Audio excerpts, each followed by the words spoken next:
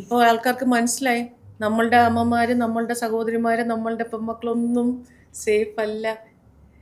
You know what, പണ്ടത്തെ സിനിമയിലെ TJ രവിയെ പോലെ ആയിപ്പോയി ഇയാള്.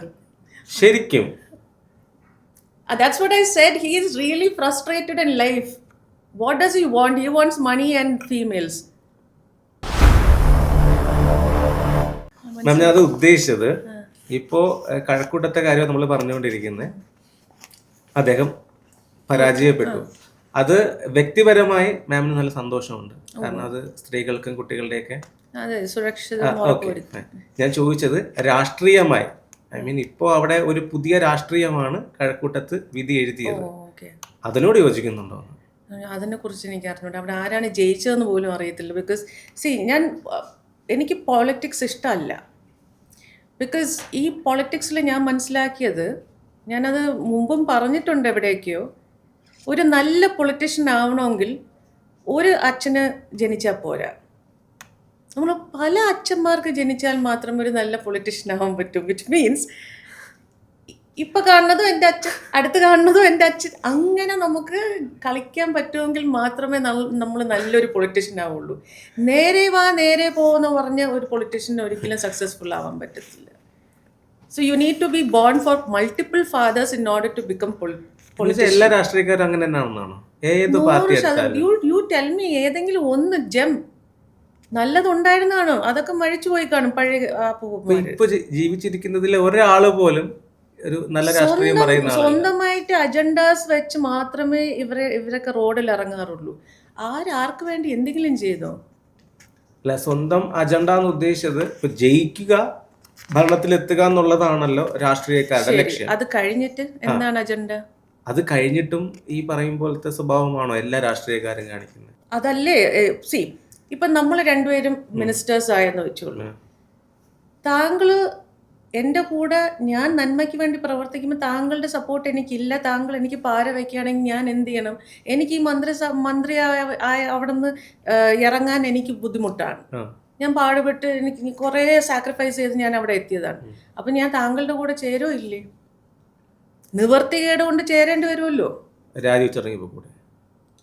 പിന്നെ ഞാൻ പാടുപെട്ട് സംശുദ്ധ രാഷ്ട്രീയമാണെങ്കിൽ ഞാൻ രാജിവെച്ചിറങ്ങി പോയാൽ അങ്ങനെ ഉള്ളവരുണ്ട്, ഇല്ല എന്നല്ല, അങ്ങനെ ഉള്ളവർ രാജിവെക്കുന്നുണ്ട്, പോകുന്നുണ്ട്, പിന്നെ സീനിലേ ഇല്ല. പക്ഷെ ഈ അഴിമതി നിൽക്കുന്നില്ലല്ലോ. അടുത്ത് വരുന്നവൻ എന്തായാലും, അല്ലെങ്കിൽ വരുന്നവർ എന്തായാലും ഇത് തന്നെ they'll join hands, right? So tell me which politics, which party is clean? പാവപ്പെട്ടവൻ എന്നും പാവപ്പെട്ടവനായിട്ട് തന്നെ തുടരുന്നു, വീടില്ലാത്തവൻ എന്നും വീടില്ലാതെ തന്നെ തുടരുന്നു, വീട് നഷ്ടമായവനും റോഡിൽ കിടക്കുന്നു. വേറെ ഒരു ഡെവലപ്മെന്റ്. ലൈഫ് മിഷൻ അഴിമതി എന്തായിരുന്നു അത്? ലൈഫ് മിഷൻ എന്ന് പറയുന്നത് പാവപ്പെട്ട ആൾക്കാർക്ക് വീട് വെച്ച് കൊടുക്കുക. അത് ടെൻഡർ വിളിക്കാതെ തന്നെ നമ്മൾ. അത് നിങ്ങളുടെ മാത്രം ബുദ്ധിയിൽ വെച്ച കാര്യമല്ലേ? ഈ പറയുന്ന മറ്റുള്ളവരൊന്നും അങ്ങനത്തില്ലല്ലോ. കേരള ഗവൺമെന്റിന്റെ ഒരു പ്രോജക്റ്റിന് എൻ്റെ തലയിൽ ബുദ്ധി ഉദിച്ചിട്ട് എന്താ കാര്യം? ഞാൻ കോൺസുലേറ്റിന്റെ UAE ഗവൺമെന്റിന്റെ എംപ്ലോയി അല്ലേ? കമ്മീഷൻ അടിക്കാമല്ലോ. ഹലോ, കേരള ഗവൺമെന്റിന്റെ പേപ്പർ വർക്ക്, കേരള ഗവൺമെന്റിന്റെ പദ്ധതി, അവിടെ എനിക്ക് എങ്ങനെ കമ്മീഷൻ അടിക്കാൻ പറ്റും? കമ്മീഷൻ അടിച്ചിട്ടേ ഇല്ല. കമ്മീഷൻ അടിച്ചിട്ടുണ്ട്. അത് ഞാനല്ല, ശിവശങ്കർ സാറിനുള്ള കമ്മീഷൻ എൻ്റെ ലോക്കറിൽ വെക്കാൻ പറഞ്ഞു, ഞാൻ വെച്ചു. അതെല്ലാം NIA എടുത്തിട്ടുണ്ട്. പക്ഷെ കേരള ഗവൺമെന്റിന്റെ പദ്ധതിയിൽ UAE ഗവൺമെന്റിന് എങ്ങനെ തീരുമാനങ്ങൾ എടുക്കാൻ പറ്റും? UAE ഗവൺമെന്റ് എങ്ങനെ കാശ് കൊടുക്കും? എന്തായിരുന്നു ആ പ്ലാൻ? എന്തായിരുന്നു? വീട് വെച്ച് കൊടുക്കുക പാവങ്ങൾക്ക്. അപ്പം ടെൻഡർ പ്രളയവുമായി ബന്ധപ്പെട്ട പദ്ധതിയാണ്. അതെ. അപ്പം ടെൻഡർ ഇല്ലാതെ ഈ ഒരു A class contracting company identify ചെയ്യുക. അവർക്ക് കേരള ഗവൺമെന്റ് പറയുന്ന സ്പെസിഫിക്കേഷൻസിൽ നമ്മൾ എഗ്രിമെന്റ് സൈൻ ചെയ്യുക, കോൺസുലേറ്റും ഈ കമ്പനിയായിട്ട്. അതിൻ്റെ കിക്ക് ബാക്സ് ഷെയർ ചെയ്ത് പോകും. അതിനകത്ത് അഴിമതി നടത്തിയില്ല, സ്വാഭാവികമായി നടന്നു. പ്രത്യേകം പ്ലാൻ ചെയ്യേണ്ട വേണ്ടി വന്നില്ല. പ്രത്യേക പ്ലാനിങ് ക്ലിഫ് ഹൗസിലുണ്ടായിരുന്നു. ആരുടെയൊക്കെ പ്ലാനിങ്? ശിവശങ്കർ സർ, മുഖ്യമന്ത്രി, UAE കോൺസുൽ ജനറൽ, ഞാൻ എല്ലാവരും ഇരിക്കെ തന്നെ എല്ലാ പ്ലാനിങ്ങും നടന്നത്. ഓക്കെ. ഇതൊക്കെ നടക്കുന്ന സമയത്ത് തന്നെയല്ലേ ഐ മീൻ ആ ഒരു ഗോൾഡ് സ്മഗ്ലിംഗ് കേസ് വരുന്നതും ആ ദിവസങ്ങൾ, പിന്നെ ഒളിച്ചോടുന്നതും? ഒളിച്ചോടിയില്ല, അബ്സ്കോണ്ട് ചെയ്യിച്ചു. ലെറ്റ് മീ ബി വെരി തത്വത്തിൽ ക്ലിയർ. ഒളിച്ചോടി. Let me be very clear. നിങ്ങളുടെ സൈഡിലാണ് മറ്റുള്ളവരാൽ നിങ്ങൾ പോകേണ്ടി വന്നത്. പക്ഷെ ഞങ്ങളുടെ കണ്ണില് സ്വപ്ന സുരേഷ് ഒളിച്ചോടി. ഒളിച്ചോടിയത് ഞാൻ ഏതെങ്കിലും പുരുഷന്റെ കൂടെ അല്ലല്ലോ പോയത്. എന്റെ മക്കളും ഞാനും ഒളിച്ചോടുക എന്ന് പറഞ്ഞാൽ പുരുഷന്മാരുടെ കൂടെ പോകുന്ന മാത്രമല്ല. അല്ല, ഒളിച്ചോടുക എന്ന് പറയുമ്പോഴത്തേക്കും മക്കളെയും കൊണ്ട് ഒളിച്ചോടുക അല്ല. ഒരു സംസ്ഥാനത്തിൽ നിന്ന് മറ്റൊരു സംസ്ഥാനത്തിലോട്ട് ഒളിച്ചോടിക്കഴിഞ്ഞാൽ ഞാൻ പിടിക്കപ്പെടില്ല എന്നുള്ള അത്രയും വിവരമില്ലാത്തൊരു വ്യക്തിയാണ് ഞാൻ. പക്ഷെ പിടിക്കപ്പെട്ടിട്ടില്ല. എത്രയോ മണിക്കൂറുകളോ അല്ലെങ്കിൽ ദിവസങ്ങളോ പിടിക്കപ്പെട്ടിട്ടില്ല. സ്വപ്ന സുരേഷ് എവിടെയാണ് എന്നുള്ളത് ആർക്കും അറിയില്ല. മാധ്യമങ്ങൾ ഇങ്ങനെ ഹെഡ്ലൈൻസ് വിട്ടുകൊണ്ടിരിക്കുകയാണ്. എന്തുകൊണ്ട് when there was travel restrictions, corona സമയത്ത് ട്രാവൽ റെസ്ട്രിക്ഷൻസ് എല്ലാ ബോർഡറിലും അവിടെ ഇവിടെയൊക്കെ പോലീസ് ചെക്കിംഗ് നടക്കുന്ന സമയത്ത് ഹൗ ക്യാൻ ഞാനും ഒരു അഞ്ച് പേരാണ് ആ വണ്ടിയിലുള്ള. ഈ 5 പേര് എന്റെ വണ്ടി 5 പേരെന്ന് വെച്ചാൽ എന്റെ 2 മക്കള്, എന്റെ എക്സ് ഹസ്ബൻഡ് സന്ദീപ്, ഞാൻ.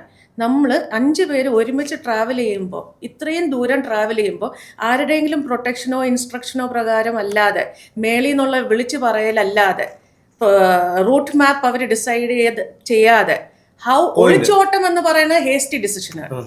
അന്നേരം ഈ റൂട്ട് വഴി പോകണം, എങ്ങനെ പോകണം, ചെക്കിംഗ് ഉണ്ടാവില്ലേ, ഏതൊക്കെ പ്രിക്കോഷൻസ് എടുക്കും എന്നുള്ളതൊന്നും ചിന്തിക്കാൻ പറ്റുന്ന സമയമല്ല. ഇഫ് ഞാൻ ശരിക്കും ഒളിച്ചോടായിരുന്നെങ്കിൽ ഞാൻ വഴിയിൽ വെച്ച് എന്നെ പിടിക്കപ്പെടും. അപ്പൊ ഇത്രയും മണിക്കൂർ താങ്കൾ പറഞ്ഞ പോലെ ഇത്രയും ദിവസം എന്നെ പിടിച്ചില്ലെങ്കിൽ ഞാൻ ആരുടെ പ്രൊട്ടക്ഷനിലായിരുന്നു? ആരാണ് എല്ലാം ഹാൻഡിൽ ചെയ്തത്? അത് ഗവൺമെന്റ് അല്ലേ എന്ന് ചിന്തിക്കാനോ, അതോ പാർട്ടിയാണോ, അതോ ഈ പറഞ്ഞ സിൻഡിക്കേറ്റ് ആണോ? Syndicate. For me it is government. Because അന്നത്തെ മുഖ്യമന്ത്രി അല്ലേ ഇത്, അന്നത്തെ പ്രിൻസിപ്പൽ സെക്രട്ടറി അല്ലേ അദ്ദേഹം. അപ്പം എന്നെ സംബന്ധിച്ചിടത്തോളം ഗവൺമെന്റ് സിൻഡിക്കേറ്റും എല്ലാം ഒന്ന് തന്നെയാണ്. പാർട്ടി എന്ന് പറയാൻ പറ്റത്തില്ല. ഒളിച്ചോടുന്നതിനിടയിലല്ലേ ആ ഒരു വോയിസ് നോട്ട് മാധ്യമങ്ങൾ? അതെ, അത് അറിയാത്ത 2 ആൾക്കാർ ഒരു ഫോൺ കൊണ്ടുവന്നു. അന്ന് ഞാൻ ഇത്രയും മലയാളം സംസാരിക്കത്തോലുമില്ല. അവർ പറഞ്ഞു തന്നതുപോലെ മുഖ്യമന്ത്രിയെ സപ്പോർട്ട് ചെയ്ത് സംസാരിക്കാൻ റെക്കോർഡ് ചെയ്യാൻ എനിക്ക് നല്ല ഓർമ്മയുണ്ട്. ഞാനത് മീഡിയയിലൂടെ, ആ ചാനലിന്റെ പേരൊന്നും പറയുന്നില്ല, അതിലൂടെ ഇങ്ങനെ കേൾക്കുമ്പോൾ നമ്മളിങ്ങനെ അതിശയിച്ചു പോവുകയാണ്. അപ്പോൾ ആ വോയിസിനകത്തു നിന്ന് നമുക്ക് മനസ്സിലാക്കുന്നത് ഗവൺമെന്റിനോട് അത്രയും കൂറുള്ള, അതിനപ്പുറം പാർട്ടിയോട് കൂറുള്ള ഒരു പാർട്ടിക്കാരിയാണ് ശ്രീമതി സ്വപ്ന സുരേഷ്. അതിനകത്ത് പറഞ്ഞ ഡയലോഗ്സ് ഒക്കെ ഓർമ്മയുണ്ടോ?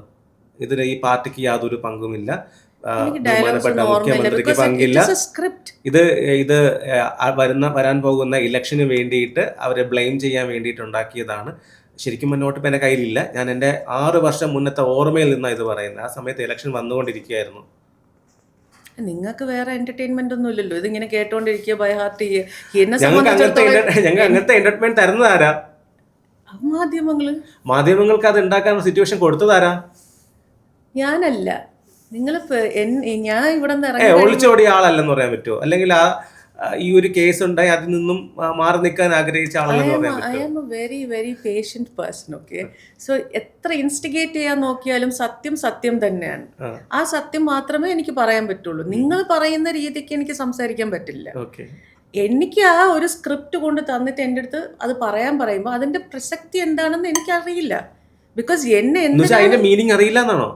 അല്ലെങ്കിൽ അതിന്റെ ആവശ്യം എന്താണ്? അല്ലെങ്കിൽ അത് ഉണ്ടാക്കാൻ പോകുന്ന പ്രത്യാഘാതങ്ങൾ? അതൊന്നുമല്ല, അങ്ങനത്തെ സംഭവങ്ങളൊന്നുമല്ല. എന്തിനാണ് ഇത് ഞാൻ ചെയ്യുന്നതെന്ന് ചിന്തിക്കാനുള്ള സിറ്റുവേഷനിലല്ല ഞാൻ അവിടെ ഇരിക്കുന്നത്. എൻ്റെ 2 മക്കളുമായിട്ട് ഞാൻ എങ്ങോട്ടാണ് ഈ പൊയ്ക്കൊണ്ടിരിക്കുന്നതെന്നുള്ള പല ചോദ്യങ്ങളും കൺഫ്യൂഷൻസും ആണ്. ഒരു ഫോണില്ല, ഒരു വെളിയിലോട്ടുള്ള ഒരു ആക്സസ് ഇല്ല, TV ഇല്ല, എന്താണ് നടക്കുന്നതെന്ന് അറിയാൻ പറ്റില്ല. എന്തിനാണ് എന്നെ ഇങ്ങനെ ട്രാൻസ്പോർട്ട് ചെയ്തുകൊണ്ടിരിക്കുന്നത്? See I am telling you, അതൊരു ഭയങ്കര ഡിഫിക്കൽട്ട് സിറ്റുവേഷൻ ആയിരുന്നു. And that too being a woman, you don't know with your children. 1/2 മണിക്കൂർ ഈ ഹോട്ടലിൽ ഇരുത്തുന്നു, ഇറക്കുന്നു, തൊപ്പി വയ്ക്കുന്നു, കണ്ണാടി വെപ്പിക്കുന്നു, അടുത്ത് വേറൊരു ഹോട്ടലിൽ കൊണ്ടിരുത്തുന്നു. ഈ മെന്റൽ ടോർച്ചർ ഇങ്ങനെ തന്നുകൊണ്ടിരിക്കുക. അപ്പം ഇവരെ കൺട്രോളിലാണ് ഞാൻ ഇപ്പം എന്നുള്ളത് എനിക്ക് പൂർണ്ണമായി മനസ്സിലായി. പക്ഷേ അപ്പോഴും എൻ്റെ വിശ്വാസം ആരെയാണ്, ശിവശങ്കർ സാറും മുഖ്യമന്ത്രിയൊക്കെ ഉണ്ടല്ലോ. ഞാൻ ചെയ്തില്ലല്ലോ ഒന്നും. അപ്പോൾ പിന്നെ ഇവരെന്നെ പ്രൊട്ടക്ട് ചെയ്യും. അവരപ്പോഴും അത്രയും കാര്യമായിട്ട് വിശ്വസിക്കുകയാണ്. അതെ, ഞാൻ അവരെ നിങ്ങൾക്ക് ദ്രോഹിച്ചിട്ടില്ലല്ലോ. നിങ്ങളുടെ മൈൻഡിൽ കള്ളവില്ല, പ്രവൃത്തിയിലും കള്ളവില്ല. ഇല്ല, അതുകൊണ്ട് ഞാൻ അവരെ അപ്പൊ ഈ വിശ്വസിക്കും. കമ്മീഷനെ കാണിച്ചെന്ന് പറഞ്ഞതോ അവിടെ ഇരുന്ന് ഡിസ്കസ് ചെയ്തു ഓരോ ഹലോ, ഞാൻ പറഞ്ഞല്ലോ പ്രോട്ടോകോളാണ്, അതെൻ്റെ ജോലിയുടെ ഭാഗമാണ്. ഞാൻ ചോദിക്കട്ടെ, ഞാൻ എൻ്റെ കോൺസൽ ജനറൽ ഡിസ്കസ് ചെയ്യുന്ന ഒരു കാര്യം, അല്ലെങ്കിൽ കേരളത്തിലെ മുഖ്യമന്ത്രി പ്രിൻസിപ്പൽ സെക്രട്ടറിയും ഡിസ്കസ് ചെയ്യുന്ന കാര്യത്തിൽ കമ്മീഷനെ കുറിച്ച് സംസാരിക്കുമ്പോൾ ഞാൻ ആരാ? എനിക്ക് നാളെ ശമ്പളം കിട്ടണ്ടേ? എനിക്ക് എൻ്റെ മക്കളെ വളർത്തണ്ടേ? I cannot go there and talk unnecessarily and say നിങ്ങൾക്കൊക്കെ ഇരുന്ന് എന്തും പറയാം. നമ്മളെന്ന് പറഞ്ഞാൽ മറ്റേ ന്യൂക്ലിയർ ബോംബ് കൊണ്ടു നടക്കുന്ന പോലെയാണ് നമ്മൾ UAE ഗവൺമെൻറ്റിൽ ജോലി ചെയ്യുമ്പോൾ. ചെറിയ ഏതെങ്കിലും ഒരു കാര്യം നമ്മൾ അറിഞ്ഞോ അറിയാതെയോ നമ്മൾ ഭാഗത്തുനിന്ന് ഒരു തെറ്റ് വന്നാൽ പിറ്റേ നമുക്ക് ജോലിയില്ല. അവിടെ ചെന്ന് നമുക്ക് പ്രതിഷേധം, ഇൻകുലാബ് വിളിക്കാൻ, നാട്ടിൽ ഇങ്ങനത്തെ സ്വാതന്ത്ര്യമൊന്നും നമുക്കില്ല. ജോലി പോയെന്ന് പറഞ്ഞാൽ ജോലി പോയി. അപ്പം ഏറ്റവും ഒരു സംസ്ഥാനത്തിന് ഇമ്പോർട്ടൻ്റ് ആയിട്ടുള്ള ആൾക്കാരും നമ്മളെ ജീവിതത്തിൽ നമുക്ക് ശമ്പളം തരുന്ന ഒരു ആളും ഏറ്റവും ഉന്നതരാണ്. അവർ ഡിസ്കസ് ചെയ്യുന്നതിൻ്റെ ഇടയിൽ ഈ സ്മോൾ എലി ഹാസ് നോ റോൾ. എന്നെ പോലെയുള്ള എൻ്റെ സ്ഥാനത്ത് താങ്കളാണെങ്കിൽ താങ്കൾ എന്ത് ചെയ്യും? ഇല്ല, ഞാനിത് മനസ്സിലാക്കി വരുന്നുണ്ട്. നിങ്ങളൊരു അവരെല്ലാവരും നിയന്ത്രിച്ചിരുന്ന ഒരു ടോയ് പോലെ നിന്ന് കൊടുക്കേണ്ടി വരുന്ന ആ സിറ്റുവേഷൻ ഒന്നും ആ ഒരു സാഹചര്യം പോലും നമുക്ക് അനുകൂലമല്ല. നമുക്കൊന്ന് പുറത്തിറങ്ങാൻ പോലും പറ്റുന്ന സാഹചര്യം ഇല്ല. പിന്നെ നമുക്ക് ഫ്രീഡം ഉള്ളത് ശിവശങ്കർ സാറിൻ്റെ അടുത്ത് സംസാരിക്കുക. ശിവശങ്കർ സാറിൻ്റെ അടുത്ത് ഞാൻ ചെന്ന് എന്തെങ്കിലും പറയുകയാണെങ്കിൽ പറയും, just leave it and just be careful, just do it. ഇങ്ങനെ പറയുള്ളൂ. പിന്നെ നമ്മൾ ആരടുത്ത് സഹായം ചോദിക്കാൻ? ആരോട് ചെന്ന് നമ്മൾ വിഷമം പറയാൻ? ചില കാര്യങ്ങളൊക്കെ കേൾക്കുമ്പോഴോ കാണുമ്പോഴോ നമുക്ക് ബുദ്ധിമുട്ടുണ്ട് as A normal human being. പക്ഷെ നമുക്ക് റിയാക്ട് ചെയ്യാൻ പറ്റത്തില്ല. നമുക്ക് യെസ് സാർ, നോ സാർ എന്ന് പറയാനുള്ള ഓപ്ഷൻ നമുക്ക് ആർക്കും ഇല്ല. പിന്നെ ഇന്നത്തെ കാലത്ത് അങ്ങനത്തെ ഒരു ശമ്പളം കിട്ടുന്ന ഒരു ജോലി നമ്മുടെ നാട്ടിൽ എത്ര ഓപ്പർച്യൂണിറ്റി ഉണ്ട്? അപ്പം കൈ വന്നതിനെ നമ്മൾ കൊണ്ട് മെയിൻറ്റെയിൻ ചെയ്ത് പോകണോ അതോ അതിനെ ഉടച്ചു കളയണോ? അപ്പം ഞാൻ എൻ്റെ മക്കളെ എങ്ങനെ പഠിപ്പിക്കും? അല്ല, അപ്പോൾ ആ ഒരു ഒളിച്ചോട്ടം അത് എൻ്റെ ആവുന്നത് എവിടെയാണ്? ജയിലിലാണോ? അതെ, എന്നെ വന്ന് അറസ്റ്റ് ചെയ്യുമ്പോഴാണ്. ബിക്കോസ് എൻ്റെ മകള്, നമുക്ക് ഫോണൊന്നും ഇല്ലായിരുന്നു. അപ്പം ബാംഗ്ലൂർ എത്തിക്കഴിഞ്ഞപ്പോഴത്തേക്കും എക്സ് ഹസ്ബൻഡിനെ കൊണ്ടൊരു ചെറിയ ഫോൺ വാങ്ങിച്ചിട്ട് രഹസ്യമായിട്ട് ഇതിനൊക്കെ നിങ്ങളുടെ യാത്രയ്ക്കും ഉള്ള ചിലവൊക്കെ ഫണ്ട് ചെയ്യുന്നതാരാ? അതൊന്നും എനിക്കറിയില്ല. നമ്മളല്ല. എനിക്ക് ആക്ച്വലി ഇട്ടുകൊണ്ട് പോയ ഡ്രസ്സല്ലാതെ വേറൊരു ഡ്രസ്സ് മാറ്റാൻ പോലും എൻ്റെ കയ്യിൽ ഡ്രസ്സില്ലായിരുന്നു. ജയിലിൽ എന്നെ കസ്റ്റഡി വന്നപ്പോഴാണ് വീട്ടിൽ നിന്ന് ഡ്രസ്സ് കൊണ്ടുവരുന്നത്. അത്ര 5 ദിവസം 6 ദിവസം ക്ലോത്ത്സ് പോലും ഇല്ലായിരുന്നു, നേരെ വസ്ത്രം പോലും ഇല്ലായിരുന്നു ധരിക്കാൻ. ഇട്ടുകൊണ്ട് നടന്നതാണ് അവസാനം കസ്റ്റഡി പോകുമ്പോൾ മാറ്റുന്നത്. അതായത് ഈ അറസ്റ്റ് ചെയ്ത് പോകുമ്പോൾ ഉള്ളത്, പിന്നെ ജയിലിൽ നിന്ന് പുറത്ത് വരുമ്പോൾ ഉള്ള ഒരു ആറ്റിറ്റ്യൂഡ് ഉണ്ടായിരുന്നു. ഈ ബ്ലാക്ക് ഡ്രസ്സ് തന്നെയാണ് അന്നും ബ്ലാക്ക് തോന്നുന്നു. അതെ അതെ, ബ്ലാക്ക്. പക്ഷെ ആ ഒരു ആറ്റിറ്റ്യൂഡിനകത്ത് പൊതുജനം വിലയിരുത്തുന്ന കുറച്ച് കാര്യങ്ങളുണ്ടായിരുന്നു. ഒരു തൻ്റേടിയായ ഒരു പെണ്ണ്, ഇവള് തന്നെ ഇതെല്ലാം ഒപ്പിച്ചു വെച്ചത് എന്നുള്ള രീതിയിൽ. അതെന്തായിരുന്നു ആ ആറ്റിറ്റ്യൂഡിൻ്റെ പിന്നിൽ? ഞാൻ തെറ്റ് ചെയ്തിട്ടില്ല എന്നുള്ള എൻ്റെ ബോധ്യമാണോ, അതോ ഇങ്ങനെയൊക്കെ ആയി ഇനി ഞാനിത് എന്താണെന്ന് മനസ്സിലാക്കട്ടെ? അല്ല, ഇത് രണ്ടും ഉണ്ട്. ബിക്കോസ് ഒന്ന് എല്ലാം നഷ്ടപ്പെട്ടു എന്ന് റിയലൈസ് ചെയ്തു. ജയിലിൽ നിന്ന് ഇറങ്ങുമ്പോൾ അറിയാലോ എല്ലാം നഷ്ടപ്പെട്ടു. ജയിലിലേക്ക് പോകണം. ജയിലിലേക്ക് പോണ സമയത്ത് ഞാൻ ജയിലിൽ പോയിട്ട് ഇടയ്ക്ക് പുറത്ത് കാണിക്കുന്നുണ്ടായിരുന്നല്ലോ. അന്നേരം നിങ്ങൾ എവിടെ എൻ്റെ തൻ്റെ ഇടം കണ്ടു? അല്ല, അങ്ങനെയാണ് മാധ്യമങ്ങൾ വിലയിരുത്തിയിരുന്ന സമയത്ത് എൻ്റെ ഓർമ്മയില്ല. ഞാൻ പറഞ്ഞല്ലോ, മാധ്യമങ്ങള് ഒരു ഭയമില്ലാതെ എൻ്റെ മുഖം പോലും മറച്ച് എനിക്ക് പോലും അറിഞ്ഞൂടെ എന്നെ എങ്ങോട്ടാണ് കൊണ്ടുപോകുന്ന രീതിയിലാണ് ഓരോ പ്രാവശ്യം കസ്റ്റഡി കൊണ്ടുപോകുന്നത്. ഞാൻ ഒരിടവും റിയാക്ട് ചെയ്യാൻ പോയിട്ടില്ല. അല്ല, കരഞ്ഞ് വിളിച്ച് ഇരിക്കുന്നതല്ലാതെ എനിക്ക് ഒരു തൻ്റെ ഇടവും അന്നേരം ഇല്ലായിരുന്നു. ബിക്കോസ് എൻ്റെ ജയിലില് നല്ല സപ്പോർട്ട് കിട്ടിയിരുന്നു സർക്കാരിന്റെ ഭാഗത്തുനിന്ന്. ഭയങ്കര സപ്പോർട്ടായിരുന്നു. എന്ന് വെച്ചാൽ ടോർച്ചറിന്റെ അങ്ങറ്റം. എന്ത് ടോർച്ചറാണ് അവിടെ കിട്ടുന്നത്? കാരണം ഗവൺമെന്റിന് വേണ്ടിയിട്ടാണ് ഞാൻ പറഞ്ഞതുപോലെ ആണെങ്കിൽ ഈ ഒരു സിൻഡിക്കേറ്റിന്റെ തീരുമാനപ്രകാരം ഗവൺമെന്റിന് വേണ്ടിയിട്ടാണ് പൊന്നു മോനെ. പക്ഷെ അവർക്ക് വേണ്ടത് ഇപ്പം ഞാനൊരു സ്കേപ്പ് ഗോട്ട്, എൻ്റെ വാ തുറക്കാൻ പാടില്ല, ഞാൻ വെളിയിൽ വരാൻ പാടില്ല. അപ്പം അവരെന്നെ സുഖം തരും, അവരെനിക്ക് ടോർച്ചർ തന്നുകൊണ്ടിരുന്നു. ജയിലിൽ പോണതിന് മുമ്പേ അതാണ് തരേണ്ടത്. പക്ഷെ അവർക്ക് എന്നെ തുടച്ചു നീക്കാനല്ലേ അവരെന്നെ ഇവിടെ നിന്ന് കൊണ്ടുപോയത്. They wanted to erase me from this world, right? അവർക്ക് എന്നെ കൊല്ലണമെന്നായിരുന്നല്ലോ പദ്ധതി. അതെങ്ങനെ മനസ്സിലായി? അതെങ്ങനെ മനസ്സിലായെന്ന് ചോദിച്ചു കഴിഞ്ഞാൽ, എന്നെ ഇവിടെ നിന്ന് കൊച്ചി കൊണ്ടുപോയി, കൊച്ചിയിൽ നിന്ന് ബാംഗ്ലൂരിൽ നിന്ന് മഹാരാഷ്ട്ര. അപ്പോൾ കൊച്ചിയിൽ നിന്ന് ബാംഗ്ലൂർ പോണ സമയത്ത് അവർ പറഞ്ഞു മക്കളെ കൊണ്ടുപോകാൻ പറ്റില്ല, മക്കളെ തിരിച്ച് കേരളത്തിലോട്ട് വിടാൻ, ഒറ്റയ്ക്ക് പോകും, സന്ദീപിൻ്റെ കൂടെ ഒറ്റയ്ക്ക് പോകാൻ. അപ്പം ഞാൻ ബഹളം ഉണ്ടാക്കി. ഞാൻ പറഞ്ഞു എൻ്റെ മക്കളെ വിട്ടിട്ട് ഞാൻ ഒരിടവും വരില്ല എന്ന്. അപ്പോൾ ബാംഗ്ലൂർ വരെ മക്കളെ സമ്മതിച്ചു. അത് കഴിഞ്ഞിട്ട് അടുത്ത് മഹാരാഷ്ട്രയിൽ നിന്ന് നാഗാലാൻഡ്. പക്ഷെ മക്കളെ കൊണ്ടുപോകാൻ പറ്റത്തില്ല. ഒക്കെ കാറിലാണ്? കാറില്ല. മഹാരാഷ്ട്ര നാഗാലാൻഡോ? നാഗാലാൻഡ് എവിടെ കിടക്കുന്നു? I don't know about all that. അപ്പം ഞാൻ ചോദിച്ചു അതെന്തിനാണ് നമ്മളിപ്പോൾ അങ്ങോട്ടൊക്കെ പോണത്? നമുക്ക് തിരിച്ച് കസ്റ്റംസിൽ പോയി കാര്യങ്ങൾ സംസാരിച്ചാൽ പോരെ. അപ്പം ഇവർക്ക് ഭയം തോന്നി തുടങ്ങി, ഞാൻ ഇവരെ കൺട്രോളിൽ നിൽക്കില്ല. അപ്പം എന്നെ എങ്ങനെയെങ്കിലും കംപ്ലീറ്റ്ലി തുടച്ച് നീക്കുക എന്നുള്ളത് എൻ്റെ മകളും ഞാനും കൂടി ഡിസ്കസ് ചെയ്തപ്പം വി ഫെൽറ്റ് എന്തൊക്കെയോ പ്രശ്നങ്ങളുണ്ട്. ബിക്കോസ് ഫോണെല്ലാം പിടിച്ച് വാങ്ങിക്കുക, നമ്മളെ ആരോടും വെളിയിലുള്ളവരുമായിട്ട് മിണ്ടാൻ സമ്മതിക്കുന്നില്ല. എൻ്റെ അമ്മയടുത്ത് സംസാരിക്കണമെന്ന് പറഞ്ഞപ്പോൾ സമ്മതിച്ചില്ല. അപ്പം വെളിയിൽ നടക്കുന്ന ഒന്നും നമുക്കറിയാൻ പറ്റില്ല. അപ്പം ഈ ജയശങ്കറും അവരുടെ കൂടെ കൂടിയിട്ടുണ്ടെന്നുള്ളത് മനസ്സിലായി. Because Jaishankar ex husband. അപ്പം ജയശങ്കറിൻ്റെ അടുത്ത് ചോദിക്കുമ്പോൾ പുള്ളിക്കാരനും ഒന്നും പറയുന്നില്ല, ഒരു ഡീറ്റെയിൽസും പറയുന്നില്ല. അപ്പം എങ്ങനെയെങ്കിലും അവിടെ നിന്ന് രക്ഷപ്പെടണം, നമ്മളൊന്നും ചെയ്തിട്ടില്ലെങ്കിൽ നമുക്ക് തുറന്ന് സംസാരിച്ചാൽ പോരെ എന്നുള്ളൊരു ലെവലിൽ, ഒരു മെൻ്റൽ സിറ്റുവേഷനിലോട്ട് എത്തിക്കഴിഞ്ഞപ്പോഴാണ് സാധാരണ ഒരു ഫോൺ വാങ്ങിച്ച്, സിമ്മില്ല, ഇൻസ്റ്റഗ്രാം അവിടുത്തെ ഓൺലൈൻ വൈഫൈ കണക്ട് ചെയ്തിട്ട് മോളുടെ ഫ്രണ്ടിന് മെസ്സേജ് അയച്ച് നമ്മൾ ഇങ്ങനെ ഒരു ഹോട്ടലിലാണ്, എങ്ങനെയെങ്കിലും കസ്റ്റംസിനെ അറിയിക്കാൻ പറഞ്ഞു, ബിക്കോസ് വി ആർ ട്രാപ്ഡ് എന്നുള്ള രീതിയിൽ മെസ്സേജ് അയച്ചു. അതൊക്കെ കസ്റ്റംസ് കണ്ടു. പക്ഷെ കസ്റ്റംസ് എത്തുന്നതിന് മുമ്പേ തന്നെ ഇവർക്ക് സംശയം തോന്നി, ഇവർ NIA കൊണ്ട് എന്നെ അറസ്റ്റ് ചെയ്യിപ്പിച്ചു.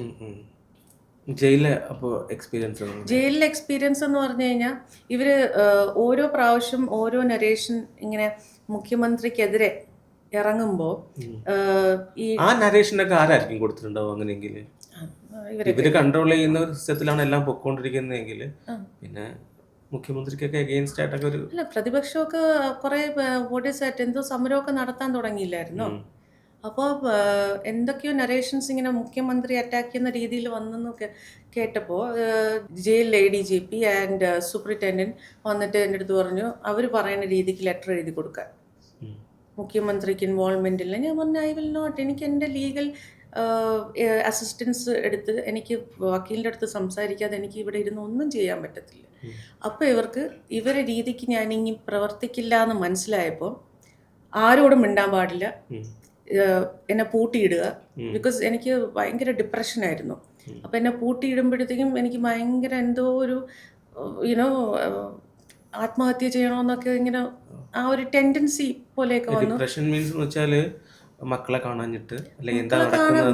കാണാഞ്ഞിട്ട് മാത്രമാണ് എനിക്ക് അന്നേരം എൻ്റെ മക്കളെ എൻ്റെ കൂടെ ഉണ്ടെങ്കിൽ എനിക്ക് ഭയങ്കര ധൈര്യമായിരുന്നു. പക്ഷെ അതൊന്നും പറ്റുന്നില്ല. മക്കളെ അവസ്ഥ, മോള് വലുതായി, മോൻ കൊച്ചുകൂട്ടി, സോ മെനി തിങ്സ്. ഈ കേസൊന്നും എന്നെ സംബന്ധിച്ചിടത്തോളം എനിക്കൊന്നും ഡീറ്റെയിൽസ് അറിയില്ല. ഓരോ കേസ് വരുന്നു, ഒഫീഷ്യലി അറസ്റ്റ് ചെയ്യിക്കുന്നു, കൊണ്ടുപോകുന്നു. I am going with the flow. പക്ഷെ എൻ്റെ മക്കളെ കാണാതെ തന്നെ എനിക്കത് അങ്ങോട്ട് എപ്പോൾ പറഞ്ഞാലും എനിക്ക് വിഷമം വരും. ബിക്കോസ് അതായിരുന്നു എൻ്റെ പ്രോബ്ലം. അങ്ങനെ കാണിക്കും. അതെങ്ങനെയാന്ന് പറഞ്ഞാൽ 2 ഓഫീസേഴ്സ് ഇപ്പുറത്ത് നിൽക്കും. അവർക്ക് എന്തെങ്കിലും, അവർ കരഞ്ഞാൽ അവരെ വഴക്ക് പറയും, ഞാൻ കരഞ്ഞാൽ എന്നെ വഴക്ക് പറയും. അപ്പം ഇതൊന്നും നമുക്ക് ശീലമുള്ള കാര്യമല്ലല്ലോ. നമ്മൾ ജയിലൊന്നും ഇതിന് മുമ്പ് കണ്ടിട്ടില്ല. ഫിലിമിലൊക്കെ കാണുന്നതല്ലാതെ വി ഡോണ്ട് നോ. ഇതൊക്കെ റിയാലിറ്റിയിൽ വരുമ്പോൾ ആക്സെപ്റ്റ് ചെയ്യാൻ ബുദ്ധിമുട്ടുണ്ട്. പിന്നെ എൻ്റെ മോൻ ചെറുതാണ്. അമ്മ എനിക്ക് ചോറ് വാരി തരുന്ന എപ്പോഴാണ്, ഇങ്ങനത്തെ കാര്യങ്ങളൊക്കെ ചോദിക്കുമ്പോൾ ലിറ്ററലി ഇവിടെ നിന്ന് ഇങ്ങനെ പൊട്ടി എന്തോ പോകുന്നത് പോലെ തോന്നില്ല. അപ്പോൾ എനിക്ക് സ്ഥിരം ഫിറ്റ്സ് വരും. ഇതൊക്കെയാണ് ഇവരുടെ ടോർച്ചർ. പിന്നെ ആരെങ്കിലും എൻ്റെ എനിക്ക് ഹാർട്ട് അറ്റാക്ക് വന്നു. ഇവരുടെ ടോർച്ചർ ഏതെങ്കിലും മാധ്യമങ്ങളിൽ ആരെങ്കിലും പറഞ്ഞിട്ടുണ്ടോ? ഞാൻ കേട്ടിട്ടില്ല. അറിയില്ല, ബിക്കോസ് ഇത്രയും ഞാനങ്ങനെ ഓപ്പണായിട്ട് സംസാരിച്ചിട്ടുണ്ട്. I don't remember.